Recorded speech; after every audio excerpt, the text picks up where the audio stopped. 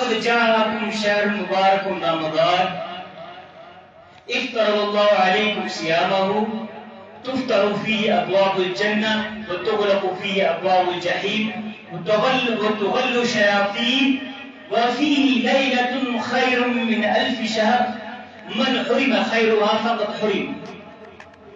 نبی اکرم صلی اللہ علیہ وسلم نے ارشاد فرمایا کہ تمہارے پاس ایک ایسا مہینہ آنے والا ہے، ایسا مبارک مہینہ، برکت والا مہینہ جس کو ہم رمضان کہتے ہیں. اس کے روزے اللہ رب العزت نے تمہارے اوپر فرض کر دیے، ضروری ہے اس کو روزے رکھنا. اور وہ ایسا مہینہ جس میں جنت کے دروازے کھول دیے جاتے ہیں، جہنم کے دروازوں کو بند کر دیا جاتا ہے، اور اس میں شیطان کو جکڑ دیا جاتا ہے، بند کر دیا جاتا ہے. اور حضور فرماتے ہیں اس میں ایک ایسی رات ہے جو 1000 راتوں سے بہتر ہے. وہ ایک ایسی رات جو 1000 راتوں سے بہتر ہے. پھر فرماتے حضور من حرم خیرها فقد حرم، جو اس رات سے محروم رہا وہ تمام خیر سے محروم ہو گیا. جو اس رات سے محروم ہو، ہمارا تو حال یہ ہے کہ جس طرح ہمارا رمضان سے پہلے حال تھا، جو ہمارے اخلاق، جو ہمارا کردار، جو ہماری عادتیں تھیں، وہی رمضان میں ہمارا حال ہے. حالانکہ ہونا کیا چاہیے تھا کہ ماہ مبارک ہے، برکت والا مہینہ، رحمت والا مہینہ، ہماری عادت، ہماری اخلاق چینج ہونا چاہیے تھے. لیکن جو حال ہمارا پہلے تھا وہ ابھی وہی حال ہے ہمارا. اللہ ہمارے حال پر رحم فرمائے. تو حضور نے کیا فرمایا کہ اس رات سے کوئی محروم ہو گیا تو سمجھیے تمام خیرات سے وہ محروم ہو گئے. وہ برکت والی رات، وہ رحمت والی رات، وہ عظمت والی رات. حضور علیہ السلام نے ارشاد فرمایا فضائل رمضان میں، امام بہقی نے روایت کیا، حضور فرماتے لو یعلم العباد ما فی رمضان لتمنت امتی ان یکون رمضان السنۃ کلها. حضور فرماتے اگر میری امت یہ جان لے کہ رمضان کی کیا فضائل ہیں، رمضان میں کیا برکتیں ہیں، کیا رحمتیں ہیں، تو میری امت یہ تمنا کرے گی کہ پورا سال رمضان ہوتے ہیں. یعنی اگر انسان جان لے کہ رمضان میں ہے کیا، بندے کو کیا ملتا ہے، اگر وہ جان لے تو یہ امید کرے کہ پورا کا پورا سال رمضان میں چاہیے. یعنی وہ برکت نہیں ہے. انسان ایک رکعت نماز پڑھے گا تو 1000 رکعت سے بہتر ہے، 70 گنا سے بہتر ہے. ایک تسبیح پڑھے تو 70 تسبیحوں سے بہتر ہے، 1000 تسبیحوں سے بہتر ہے. جیسے اس کی نیت اس طرح اس کو ثواب ملے گا. تو ضروری ہے کہ ہم نیک اعمال کی طرف متوجہ ہو جائے، قرآن کی کثرت سے تلاوت کریں. حضرت ابو حنیفہ رضی اللہ عنہ رضی اللہ عنہ کان یختم القرآن بالنہار کاملا وباللیل کاملا وفی التراویح. حضرت سیدنا امام ابو حنیفہ رضی اللہ عنہ، ہمارے امام رئیس الفقہاء سراج الامہ، آپ کی عادت مبارکہ یہ تھی کہ رمضان کے دن میں یہ قرآن ختم فرماتے اور رمضان کی رات میں یہ قرآن ختم فرماتے، اور پوری تراویح 29 یا 30 ہوتی اس میں یہ قرآن ختم فرماتے. یعنی 61 قرآن ختم فرماتے ہیں پورے رمضان میں.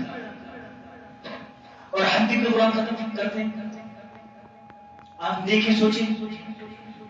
آج کتنے کا روزہ ہے؟ چھٹا روزہ ہے نا.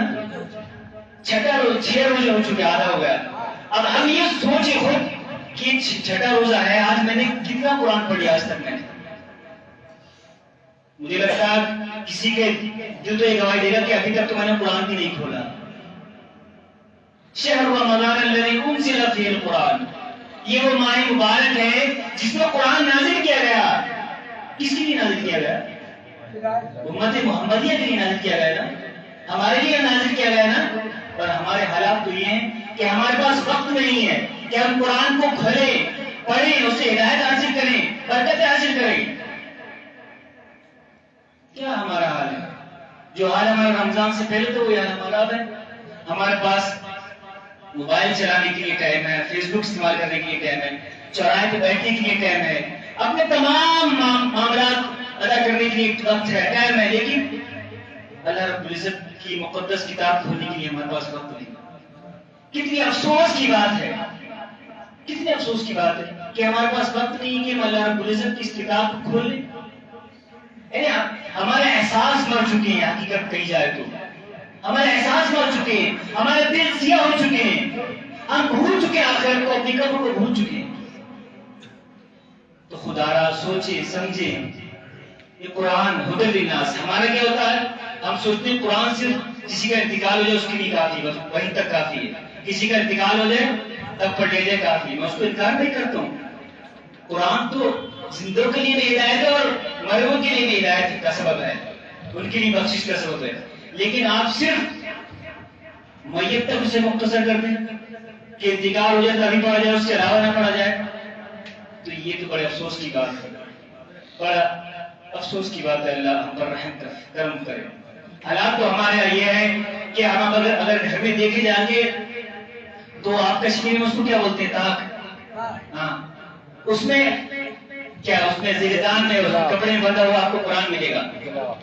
ہو سکتا ہے اس پر دھول بھی چڑھی ہوئی ہو سکتا ہے اس پر دھول بھی ہو، گرد بھی چڑھی ہوئی ہو، غبار بھی چڑھا ہوا اس پر. قرآن تو کھولنا بھی عبادت ہے، اس کی زیارت کرنا بھی عبادت ہے، پھر پڑھنے کا کیا حال ہوگا. حضور علیہ السلام نے ارشاد فرمایا من قرأ حرفا من کتاب اللہ تعالی فلہ عشر حسنات. حضور فرماتے ہیں جس نے قرآن کا ایک حرف پڑھا اس کو 10 نیکیاں. پھر حضور فرماتے ہیں لا اقول الف لام میم حرف بل الف حرف ولام حرف ومیم حرف. حضور فرماتے ہیں میں یہ نہیں کہتا ہوں کہ الف لام میم ایک حرف ہے، بلکہ الف ایک ہے، لام ایک ہے، میم 3 ہو گئے. الف لام میم کتنی نیکیاں مل گئی؟ 30 نیکیاں مل گئی. 30 نیکیاں مل گئی. اس سے بڑی اللہ کی ہم پر نعمت اور برکت کیا ہوگی، اللہ کا احسان ہم پر کیا ہوگا، ہم جیسے گنہگار سیاہکار خطاکاروں پر، کہ اللہ ہم اگر صحیح طرح صحیح نیت سے الف لام میم پڑھ لیں تو 30 نیکیاں مل جائیں گی. اور پھر رمضان میں پڑھ لیں تو کم سے کم 70 مان لیں آپ، کم سے کم کتنی ہو گئی؟ 210 نیکیاں. ابھی یہاں پر بازار لگ جائے اور کچھ سیل لگ جائے، جیسے کہ مان لیجیے یہ گھڑی ہے نا، آپ سے کوئی کہے اچھی کمپنی کے فاسٹ ٹریک کیا HMD کی گھڑی 500 روپے میں 4 گھڑی. جوتا اچھی کمپنی کا، کوئی بھی اچھی کمپنی کا لے لیجیے 1000 میں 4 جوتا. تو میں سمجھتا ہوں جس کے پاس ہوگا 2 ہوگی وہ بھی چلا جائے گا. لیکن یہ کیوں؟ بعد میں کام آئے گا. ایسی کمپنی کا سستا مال بہت کم ملتا ہے نا، کبھی کبھی دور ہوتا ہے ایسا سستا مال ملے گا. یعنی ہمیں کپڑا سستا ملے، اچھا ملے، خرید لیں گے. گھڑی سستی ہو کمپنی کو اچھی خرید لیں گے. اللہ رب العزت نے کہہ دیا کہ تم رمضان میں آ جاؤ، میں تمہیں ایک کے بدلے 70 دوں گا، تو ہمیں نہیں، اور ہمیں نہیں چاہیے. ایسا لگتا ہے ہمارا پاس بہت ہے، ہمیں نیکیوں کی ضرورت نہیں. ہم یہ اوریجنل لے سکتے ہیں اور سستا لے سکتے ہیں، کپڑا لے سکتے ہیں، سب کچھ لے سکتے ہیں، تو پھر نیکیاں کیوں نہیں لے سکتے؟ ایک تو نیکیاں لوٹنے کا مہینہ ہے نا، ایک کے بدلے میں 70 لے لو، آ کے لے لو، 1 روپے لے کے آؤ 70 لے کے جاؤ. یہ کون ہے خریداری کر رہا؟ یہ اللہ بڑا رحیم ہے. حالانکہ ہمارے اعمال کو دیکھے گا تو اللہ تعالیٰ ہم تو کس آگے اوپر سے اگر آگ گرے پتھر گرے وہ بھی کم ہے ہمارے لیے. تو ہم تو اتنے گناہگار ہیں، اتنے خطاکار بدکار ہیں، لیکن اللہ نے یہ نہیں فرمایا نا کہ رمضان میں صرف اس کو یہ نیکیاں ملیں گی جو نیک ہوگا. ایسے تو نہیں ہے نا، جو پرہیزگار ہوگا. یہ تو پورا امت محمدیہ کے لیے ہے نا. اس سے بڑی اللہ کی نعمت فضل ہم پر کیا ہوگا. لیکن پھر بھی ہم اگر نہ اپنی غفلت کی نیند سے اٹھیں، نہ سوچیں، نہ سمجھیں، تو کیا ہوگا؟ نہ سمجھو گے تم اٹھ جاؤ گے نہیں مسلمانوں، تمہاری داستہ بھی نہ ہوگی داستہ. تو قرآن کی طرف توجہ کرنا چاہیے. اگر رمضان کے مہینے میں قرآن کا مہینہ جس کو قرآن نازل ہوا، لیکن ہم غافل ہیں. حضور علیہ السلام نے ارشاد فرمایا، مشکات کی حدیث ہے، یوشک ان یاتی علی الناس زمان لا يبقى من الاسلام الا اسمه ولا يبقى من القرآن الا رسمه. حضور علیہ السلام نے ارشاد فرمایا کہ میرے صحابہ، امت پر عنقریب ایک ایسا زمانہ آنے والا ہے کہ اسلام کا صرف نام رہ جائے گا. مسلمان نام کا مسلمان، نام کیا؟ احمد، محمد، عبداللہ، خالد، نام، کام کوئی نہیں. اس کے اخلاق، اس کا کردار، اس کے اعمال، اس کا کوئی تعلق نہیں ہے اسلام سے. تو حضور نے فرمایا کہ ایسا زمانہ آنے والا ہے کہ اسلام کا صرف نام رہ جائے گا.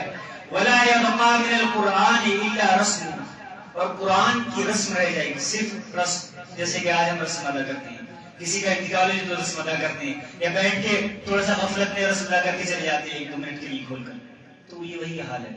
اللہ ہمیں ہدایت دے، اللہ ہمیں قرآن کو پڑھنے، اس کو سمجھنے، اس پر عمل کی توفیق عطا فرمائے۔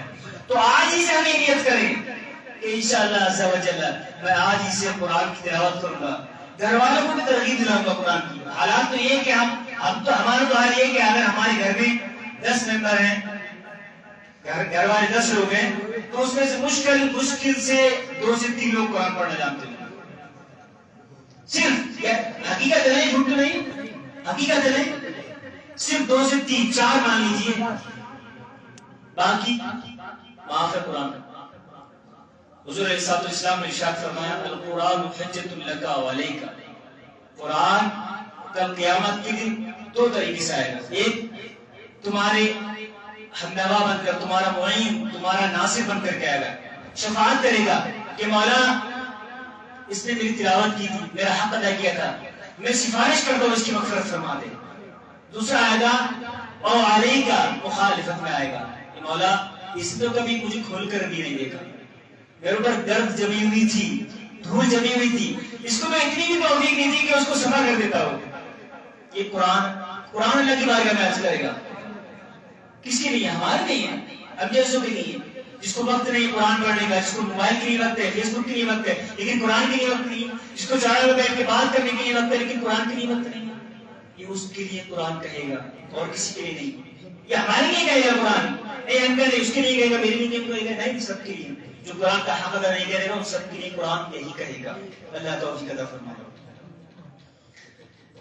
مجموع زوائد کی حدیث امام حسنی رضی اللہ عنہ نے نقل فرمائی، عن انس بن مالک رضی اللہ عنہ ارتقى النبي صلى الله عليه وسلم درجة من المنبر فقال آمين، ثم ارتقى الأخرى فقال آمين، فارتقى الثالثة فقال آمين۔ حضور نبی اکرم صلی اللہ علیہ وسلم منبر شریف پر چڑھ رہے تھے تو پہلا قدم رکھا، آپ نے فرمایا آمین، پھر دوسرا قدم رکھا فقال آمین، پھر حضور نے فرمایا آمین، پھر حضور علیہ السلام تیسرا قدم رکھا، پھر فرمایا آمین۔ صحابہ کرام رضی اللہ عنہ نے پوچھا فسألوا عما آمنت یا رسول اللہ، یا رسول اللہ آپ نے 3 بار آمین کہا منبر پر چڑھتے وقت، حضور کیا وجہ تھی آمین کہنے کی؟ تو حضور علیہ السلام نے ارشاد فرمایا کہ حضرت جبریل علیہ السلام موجود تھے اور جبریل فرما رہے تھے من ذکرت عنده فلم يصلي عليك رغم عنف امرئ، حضور فرماتے ہیں کہ وہ شخص مجلس میں بیٹھا ہوا ہے، اکیلا بیٹھا، اس کے سامنے حضور کا ذکر کیا جائے اور حضور پر درود پاک نہ پڑے، وہ برباد ہو جائے، وہ ہلاک ہو جائے۔ تو حضور فرماتے ہیں، میں نے کہا آمین۔ آمین کا مطلب کیا ہوتا ہے؟ استجب۔ آمین عربی لفظ اس کا معنی ہوتا ہے استجب، یعنی اللہ قبول فرما، اللہم آمین، یا اللہ قبول فرما لے۔ حضور نے کیا فرمایا؟ حضرت جبریل نے فرمایا، عرض کیا رسول اللہ جو شخص جس کے پاس آپ کا ذکر کیا جائے وہ آپ پر درود پاک نہ پڑے وہ ہلاک و برباد ہو گیا۔ تو حضور نے کیا فرمایا؟ آمین، یا اللہ قبول فرما لے۔ ہوتا کیا مجلس میں بیٹھے حضور کا ذکر ہو رہا، ہمیں کوئی تیار ہی نہیں ہے، جب بھی حضور کا نام سنیں صلی اللہ علیہ محمد، پہلا۔ دوسرا حضور فرماتے ہیں من ادرک احد ابویہ او کلاہما فی الکبر فلم يدخل الجنۃ فقال آمین۔ حضور فرماتے ہیں حضرت جبریل نے عرض کیا رسول اللہ، دوسرا یہ تھا کہ حضرت جبریل نے کہا کہ وہ شخص جس کے ماں باپ اس کو بڑھاپے میں ملے یا ماں باپ میں سے کوئی ایک اس کو مل جائے اور ان کی خدمت کر کے جنت نہ پا سکے وہ ہلاک و برباد ہو جائے۔ ماں باپ بوڑھے ہیں، بستر پڑے ہوئے ہیں، پانی کے لیے ترس رہے ہیں، کھانا کے لیے ترس رہے ہیں، لیکن حالات یہ کہ بیٹے کو وقت نہیں ماں باپ کی کچھ خدمت کر کے جنت حاصل کر لے۔ حالات تو ہمارے یہ ہیں، اور انسان کتنی عبادت کر لے، تہجد پڑھ لے، قرآن کی تلاوت کر لے، کچھ بھی کر لے، اگر ماں باپ ناراض ہے تو اللہ بھی راضی نہیں ہو سکتا۔ رضا رب کی رضا والدی، حضور نے فرمایا کہ ماں باپ کی رضا میں ہی رب کی رضا ہے۔ سورہ اسراء میں اللہ رب العزت نے کیا ارشاد فرمایا؟ وَقَضَىٰ رَبُّكَ أَلَّا تَعْبُدُوا إِلَّا إِيَّاهُ وَبِالْوَالِدَيْنِ إِحْسَانًا۔ سورہ اسراء میں 15 پارے کی آیت میں اللہ نے ارشاد فرمایا آپ کے رب نے حکم دیا کہ اللہ کے علاوہ کسی کی عبادت نہ کرو، اس کے یعنی عبادت کے بعد ترنت اللہ نے ارشاد فرمایا وَبِالْوَالِدَيْنِ إِحْسَانًا، ماں باپ کے ساتھ اچھا سلوک کرو. یعنی اللہ کی عبادت کے بعد اللہ نے ترنت ارشاد فرمایا ماں باپ کے ساتھ اچھا سلوک کرو. ماں باپ اگر ناراض ہیں تو وقت کا ولی بھی ہے تو اللہ اس سے راضی نہیں ہو سکتا. ولایت بھی تو ماں باپ کی رضا سے ملے گی ورنہ ولایت بھی نہیں مل سکتی. تو اس لیے ہم ماں باپ کی قدر کریں, ماں باپ کی عزت کریں, ان کی خدمت کریں تاکہ اللہ رب العزت ہم سے راضی ہو جائے. پھر تیسرا جو آمین کہا حضور علیہ السلام نے, حضور فرماتے ہیں کہ جبریل نے کہا من ادرک رمضان فلم یغفر لہ رحمہ, وہ شخص کہ رمضان داخل ہوا, اس کو رمضان نصیب ہوا, پھر وہ اپنی مغفرت نہیں کرا سکا, وہ بھی حیات برباد ہو جائے. رمضان آیا, وہ رمضان سے پہلے جو حال تھا وہ بھی اس کا ابھی وہی حال ہے. نہ اس کی نماز تراویح ہے, نہ 5 وقت کی نماز ہے, نہ قرآن کی تلاوت ہے. جس طرح وہ گھوم رہا تھا رمضان سے پہلے وہی حال رمضان میں اس کا. تو حضور فرماتے کہ جبریل نے اس کی دعا مانگی تھی کہ وہ ہلاک و برباد ہو جائے, میں نے آمین کہہ دیا. تو اس سے بڑا بدبخت انسان کون ہو سکتا ہے جس کے لیے حضور نے فرما دیا آمین کہ وہ ہلاک و برباد ہو جائے؟ نہیں.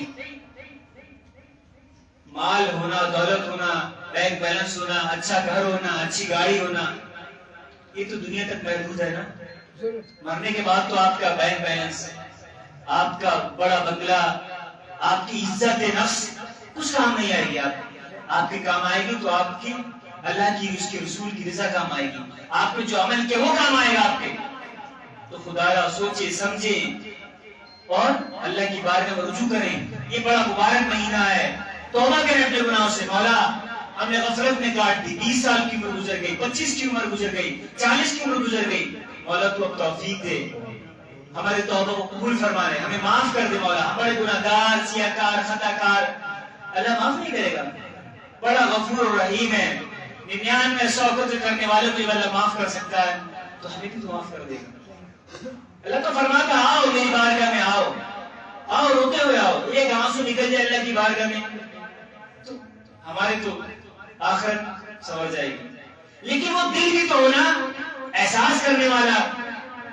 کبھی مسجد میں اذان ہوا کے بیٹھ جائے, سوچے کہ یار میری 25 سال کی عمر ہو گئی, میں نے کیا کیا اپنی 25 سال کی عمر؟ کچھ نہیں کیا. صحیح سے نماز تک نہیں پڑھ سکا, میں صحیح سے اللہ کی عبادت نہیں کر سکا, ماں باپ کو راضی نہیں کر سکا, قرآن کی تلاوت نہیں کر سکا, مجھے تو الحمدو پڑھنا نہیں آتی, تو اس سے بڑی بدبختی کیا ہو سکتی میرے لیے؟ مولا مجھے معاف کر دے, بڑا گناہگار ہوں, سیاہکار ہوں, پھر تو یہ بڑا برکت والا مہینہ, اس مہینے کے صدقے مجھے معاف کر دے. جب یہ احساس دل میں جاگ جائے گا تو ضرور انسان بدل جائے گا. کوئی احساس ہی نہیں ہے, جیسے کہ زندگی کٹ رہی ہے, کٹنے تو ایسا لگتا ہے کہ 1000 سال کی زندگی مادہ لے کے اللہ رب العزت سے ایگریمنٹ کرا کے پتہ نہیں جھٹکا لگے گا. سوچی کچھ لوگ پچھلے رمضان ہمارے ساتھ تھے لیکن اب نہیں ہے, کہاں گئے؟ قبر میں ہیں. ممکن ہے کہ آنے والا رمضان میں نہ ہوں, آپ میں سے کوئی نہ ہو, کیونکہ کسی گارنٹی نہیں ہے, کوئی بھی جا سکتا. تو ایسا ہو کہ ہمارے علاج رمضان ہو تو اسی رمضان اللہ کی بارگاہ میں دعا کر کے اپنی مغفرت کرا لیں. ایسا نہ ہو کہ ہم خالی ہاتھ رہ جائیں اور کچھ ہاتھ نہ آئے. اللہ ہمیں عمل کی توفیق دے. فکس 1:30 بجے ہے نا, فکس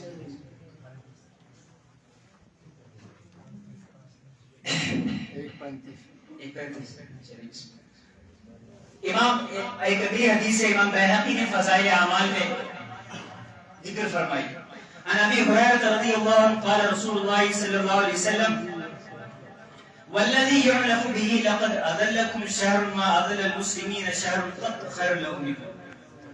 حضور علیہ السلام ارشاد فرماتے ہیں اس ذات کی قسم جس کی قسم کھائی جاتی ہے. کس کی قسم کھائی جاتی ہے؟ اللہ رب العزت کی. اس ذات کی قسم جس کی قسم کھائی جاتی ہے, تمہارے اوپر ایک ایسا مہینہ آنے والا ہے جو مسلمانوں کے لیے, ایمان والوں کے لیے اس سے بہتر مہینہ کوئی ہو نہیں سکتا. کون فرما رہے ہیں؟ ہمارے آقا علیہ السلام رحمت للعالمین, امت کے خیر خواہ فرمائیں ایک ایسا مہینہ آنے والا ہے جو مومن کے لیے, ایمان والے کے لیے اس سے بہتر مہینہ کوئی نہیں ہو سکتا. ایمان والے کے لیے حضور نے فرمایا. پھر آگے فرماتے ہیں حضور وَلَا عَدَ الْمُنَافِقِينَ شَهْرٌ قَدْ أَمَرُ مِنْهُ, لیکن منافقین کے لیے اس سے زیادہ ازر اس سے زیادہ پریشان دینے والا مہینہ کوئی نہیں ہو سکتا. یعنی رمضان میں دقت کس کو ہوگی؟ منافق کو. ایمان والے کو دقت نہیں ہوگی کہ یہ رمضان کب جائے گا، میں تو باہر ٹہل کے سگریٹ بھی نہیں پی سکتا، میں تو کھا بھی نہیں سکتا ہوٹل میں بیٹھ کے، یہ رمضان سے آیا تو مجھے چھپ کے کرنا پڑتا. یہ منافق کی نشانی. حضور نے فرمایا، میں نہیں کہہ رہا، حضور فرما رہے ہیں. بہنی نے فضائل اعمال نے یہ حدیث روایت فرمائی. کس کے لیے؟ منافق کے لیے بڑی مشقت کا مہینہ ہے. اس کے لیے تو اس کو سگریٹ بھی پینا ہے، اس کو کچھ کھانا بھی ہے، چائے بھی پینا، کیا کرے. حالانکہ دیکھا جائے تو اس کو اللہ نے اچھی صحت دی ہے، حرکت کرتا ہے، اس کو سب کچھ ہے، پھر بھی وہ روزہ نہیں رکھتا. افسوس کی بات ہے نا، سب کچھ اسے اللہ نے عطا کیا پھر بھی روزہ نہیں رکھتا. روزہ رکھنا چاہیے تاکہ اسے احساس ہو کہ وہ لوگ جن کے پاس 2 وقت کا کھانا نہیں ہے، جن کے پاس 3 وقت کا کھانا نہیں ہے، ان کی زندگیاں کیسے گزرتی. یہ رمضان میں احساس دلاتا ہے نا کہ وہ لوگ جن کے پاس کھانے کو نہیں، جن کے پاس پینے کو نہیں، پہننے کو نہیں، ان کا حال کیا ہوگا. یہ احساس دلا رہا ہے ماہ مبارک. تو ہم روزے رکھے، قرآن کی تلاوت کریں، اللہ کی بارگاہ میں رجوع کریں، اپنے گناہوں سے معافی مانگے، اللہ کی بارگاہ میں مولا معاف کر دے. سحری میں اٹھتے تو ہے نا سحری کھانے کے لیے، مان لیجیے لاسٹ ٹائم تو لگ بھگ 4:50 48 پہ لاسٹ 4 بجے اٹھے، جلدی سے وضو بنایا، 2 رکعت تہجد کی نماز پڑھ لی، دعا مانگ لی. اور وہ وقت تو ایسا کہ اللہ تعالیٰ تمام دعاؤں کو قبول فرماتا. 2 رکعت تہجد کی نماز ادا کر کے اللہ کی بارگاہ میں دعا کریں تو اور پہلے اٹھ جائیں کہ جلدی سے آئے گا کہ مسجد میں آ جائیں، تہجد پڑھیں، قرآن کی تلاوت کریں، اللہ کی بارگاہ میں دعا کریں. پریشانیاں ہیں، جو دقت ہے گھر میں پریشانیاں، اللہ کی بارگاہ میں دعا کریں. تمام پریشانیوں کو حل کرنے والا کون ہے؟ ہمارا رب ہے نا. تو اللہ سے لو لگائیں، مولا تو ہے سب کچھ عطا کرنے والا، تو عطا کر. لوگوں کے آگے ہاتھ پھیلانے سے بہتر ہے کہ اللہ کے سامنے ہاتھ پھیلا. مولا تو ہی تو سب کچھ کرنے والا. بدکار تو میرے اعمال کو نہ دیکھ، میں تو بڑا بیکار ہوں، گناہگار، سیاہگار، خطا کار. لوگ نہیں جانتے لیکن تو جانتا ہے اندر سے میں کتنا بیکار ہوں. لیکن مولا معاف کر دے. بڑا مبارک مہینہ، رحمت والا مہینہ. اللہ کی بارگاہ میں دعا کریں ہم آ کے تو اللہ ضرور ہماری دعا کو قبول فرمائے گا. پھر دوسرے اب یہاں پر ایک اہم چیز ہے. یہ تو رمضان کے فضائل پر کچھ بات ہو گئی. سب سے اہم چیز ہے رمضان میں روزہ رکھنا. اللہ رب العزت نے سورہ بقرہ میں ارشاد فرمایا، شہر رمضان یا ایھا الذین آمنوا کتب علیکم الصیام کما کتب علی الذین من قبلکم لعلکم تتقون. اے ایمان والو، اے مومنو، اللہ نے تم پر روزوں کو فرض کیا جیسے کہ تم سے پہلے امتوں پر فرض کیا تھا. کس لیے؟ لعلکم تتقون، تاکہ تم پرہیزگار ہو جاؤ، نیک بن جاؤ. اس آیت میں 3 چیزیں ہیں. ایک روزے کی فرضیت، اس ایسے یہ پتہ لگتا ہے کہ روزہ فرض ہے نا. ٹھیک. دوسرا یہ بھی معلوم ہوتا ہے کہ روزہ جو ہے ہماری امت محمدیہ کی تو خاص ہے، لیکن اس سے پہلے بھی لوگ روزہ رکھتے تھے کیونکہ قرآن نے اس کی گواہی دی تھی. تیسرا ہے لعلکم تتقون، تاکہ تم پرہیزگار ہو جاؤ. روزہ رکھ کے تاکہ تم روزہ رکھ کے آدمی پرہیزگار کیسے بن سکتا ہے؟ روزہ رکھ کے تو سستی آئے گی، بھوک پیاس میں آدمی لیٹ جائے گا. دیکھیے انسان کو جو نیک اعمال سے، نماز سے، قرآن کی تلاوت سے، ذکر و اذکار سے، حضور پر درود پاک پڑھنے سے، تمام جو نیکیوں سے روکنے والی چیز ہے وہ 2 چیزیں ہیں. ایک شیطان، دوسرا اس کی نفس. دوسرا اس کی شیطان تو رمضان میں بند ہو گیا، اب بچی صرف نفس. لیکن نفس شیطان سے زیادہ خطرناک ہے. حضور علیہ السلام نے ارشاد فرمایا، ایک جہاد سے واپسی ہوتے ہوئے صحابہ کرام سے، رجعنا من جہاد الاصغر الى جہاد الاکبر. حضور فرماتے ہیں کہ ہم چھوٹے جہاد سے بڑے جہاد کی طرف واپس ہو رہے ہیں. مطلب جو ہم جنگ کر کے آئے نا وہ چھوٹا جہاد تھا. کیوں؟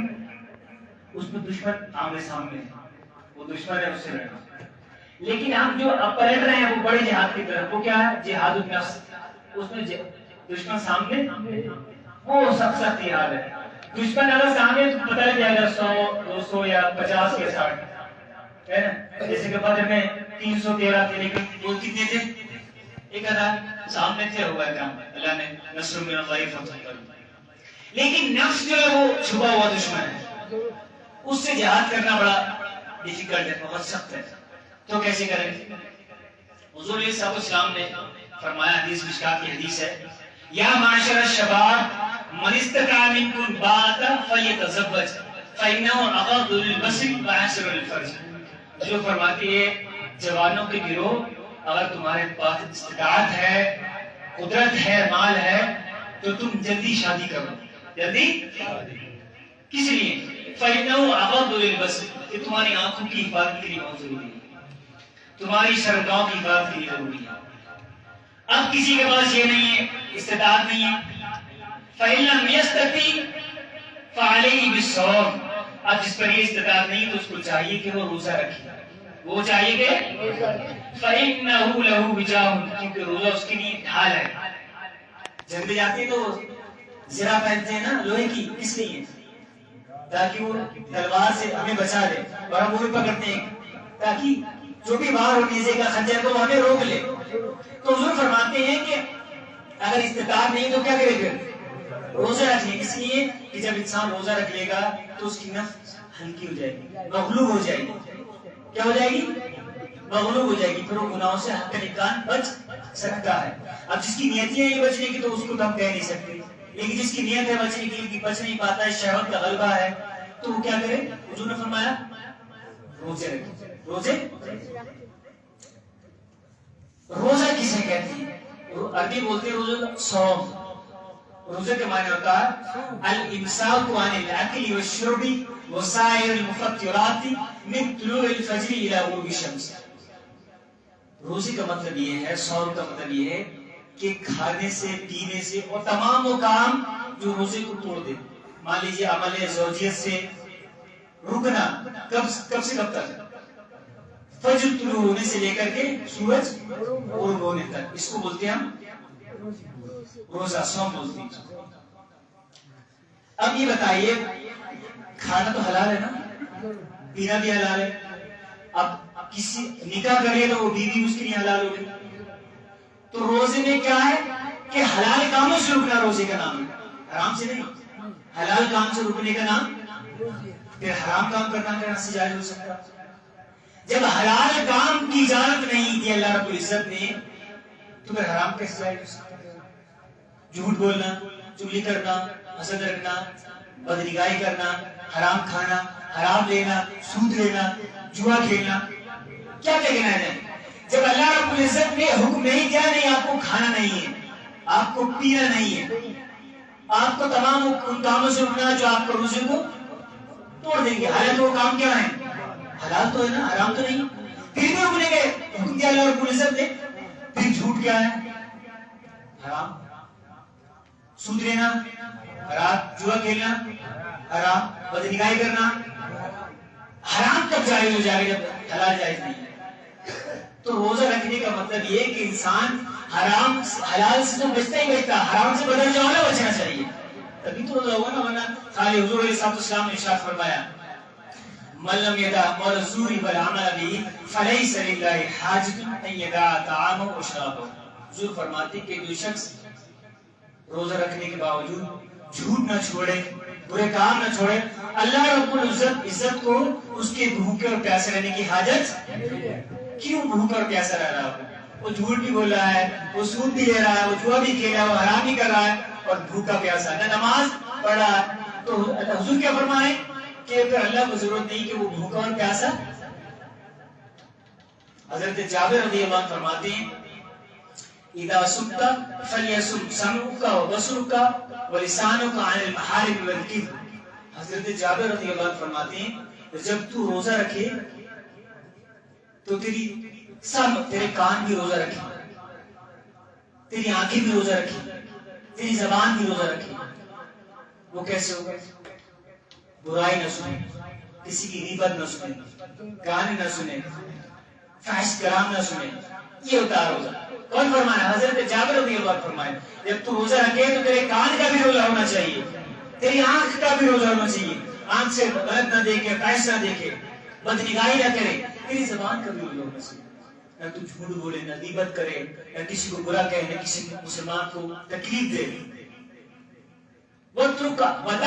جاری اور اپنے پڑوسی کو بھی ایزا پریشانی نہ دے. جو تیرے پاس بیٹھتا جو تیرے گھر کے برابر جو تیرے کھیت کے برابر گئے اس کو بھی ایزا پریشانی نہ دے. کیا فرماتے ہیں؟ لا تکن یوم صومی کا فطری کا سواؤ، تیرا روزے کا دن اور روزے کے بغیر دن دونوں برابر نہیں ہونا چاہیے. رمضان کا روزہ رکھا وہ بھی برابر، رمضان سے پہلے وہ بھی برابر. دونوں کو اگر ہم کمپیئر کریں، اگر دیکھیں، موازنہ کریں تو اس کے شوال رمضان سے پہلے کے دن کا بھی وہی حال تھا اور رمضان کے دن کا بھی. ابھی روزہ رکھا نا، ابھی روزہ رکھا ہے، سب کچھ ہے.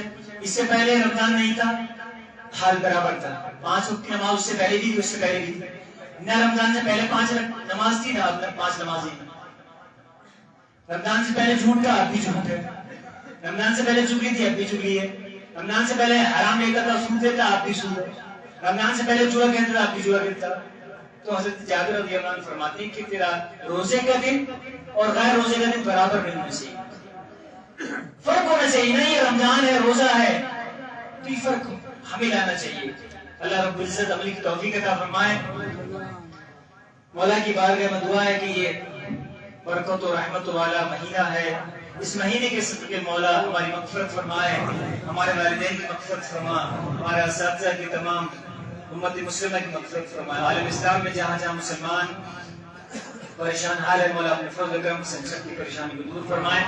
مولا یہ مبارک مہینہ برکت والا مہینہ ہے، اس مہینے کے صدقے میں ہمیں توبہ کی توفیق عطا فرما. یا اللہ ہمارے کالے سیاہ دلوں کو دھو دے مولا اپنی رحمت و برکتوں سے. مولا تو ہمیں توفیق دے کہ ہم تیری بارگاہ میں رجوع کریں، قرآن کی تلاوت کریں، قرآن کا حق ادا کریں، ماں باپ کا حق ادا کریں، رمضان کا حق ادا کریں.